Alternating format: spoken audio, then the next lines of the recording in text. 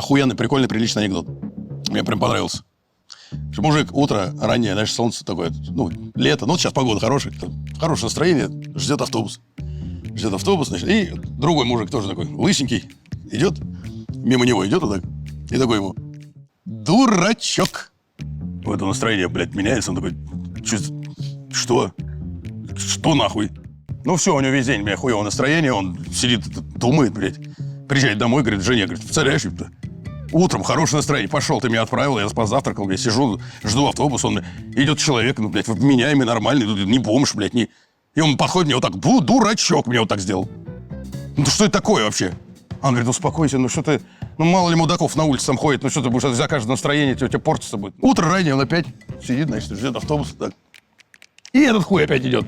И он же так внутренне напрягся, вот так кулак сжал, вот так. И этот мимо идет, говорит, я беда.